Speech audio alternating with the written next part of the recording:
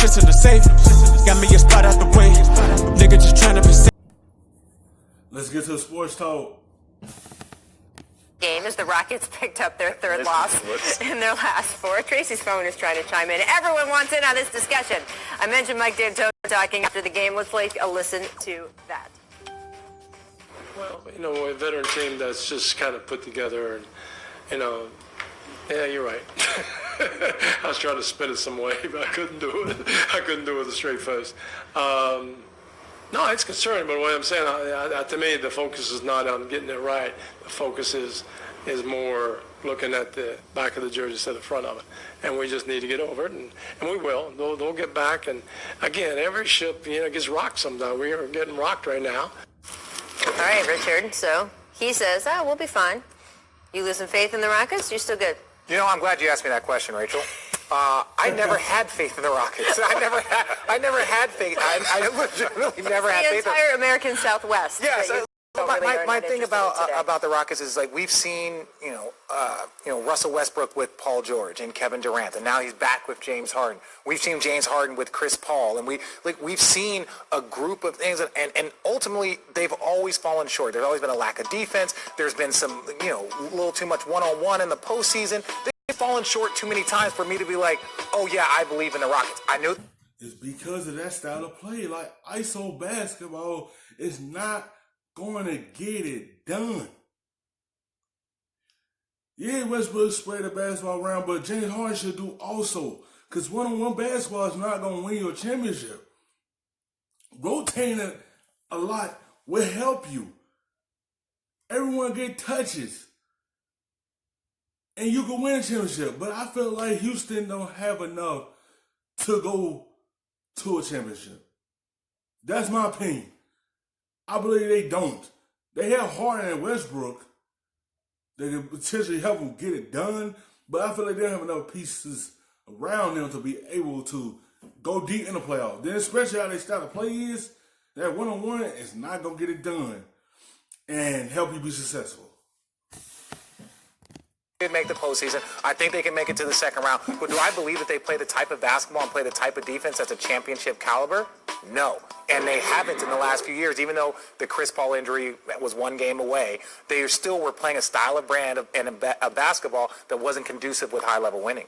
I agree with him. I mean, this team, as great as they are offensively, it's just they don't have that balance of being efficient offensively and defensively. It's just not a good balance. I think they're somewhere around 20th in defense and efficiency. If they're not going to, play consistent defense, I mean, they're not going to be able to win the championship. This is a team that has championship potential, considering that they have. They had championship potential because they have Harden and Westbrook, but I feel like they don't have enough offense. Like, Harden and Westbrook be the ones that put them bulk of their offense points up them.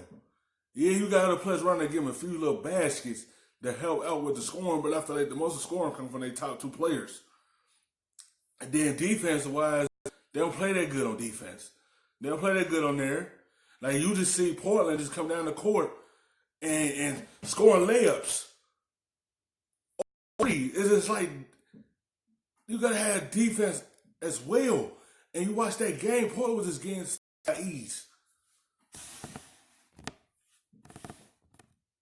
James Harden, Russell Westbrook, and the guys that they have surrounded them, they should be competing for a championship. But because I don't think there are sound defenders, they're not consistent at playing defense, and therefore they're going to always fall short. Yeah, and look, when we look at, if you want to compare them to the Warriors, when the Warriors shooting a ton of threes, very similar to Houston shooting a ton of threes, the Warriors still had a top 5, top 10 defense when they were focused. They had their depth lineup. They had the all small. You had Draymond Green, Defensive Player of the Year. You had Steph Curry.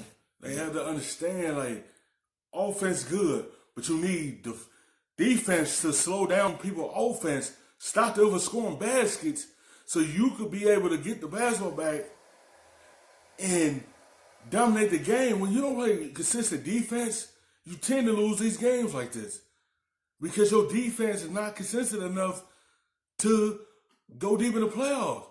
If you had this inconsistent in the playoffs, you're going to fall short again.